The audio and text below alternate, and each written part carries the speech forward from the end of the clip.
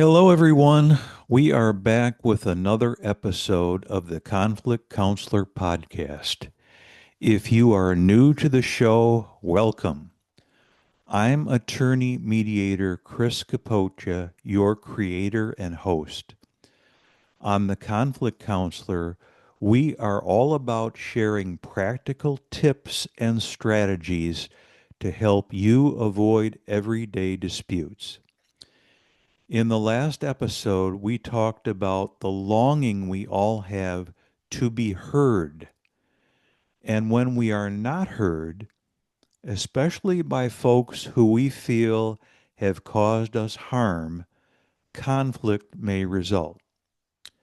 I see this every week at the courthouse in cases involving, for example, a contractor who doesn't answer the client's inquiries about job status, a landlord who fails to respond to the tenant's repair requests, a mechanic who insists that nothing is wrong despite the customer's repeated complaints about the car stalling.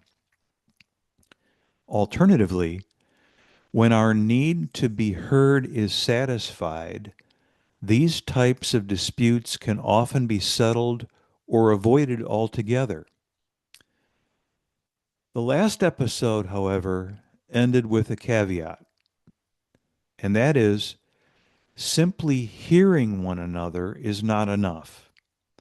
Instead, hearing must be accompanied by listening to effectively prevent or resolve conflict. But wait, aren't hearing and listening the same thing? I think the answer is no.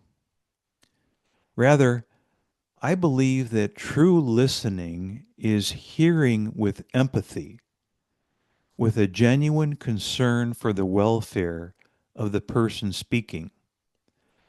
To look at it another way, hearing without listening is like swallowing your food without tasting it, or like reading a book without understanding what you've read. This is shallow hearing without true engagement and commitment. And I think we all know what this hearing without listening looks like. It looks like a person who is nodding their head as you speak while looking at their phone. Or, what is worse, looking right through you, like what you're saying doesn't really register. In contrast, true effective listening is a physical and emotional investment in the one longing to be heard. And it looks like this: the listener's steady gaze into the speaker's eyes and body language totally focused on the speaker without distraction, and the listener's relevant questions and comments to confirm an understanding of what the speaker is saying, and perhaps more important, the feelings behind what is said. The noted psychologist Erich Fromm goes so far as to say that to truly listen, one must have a loving relationship with the speaker.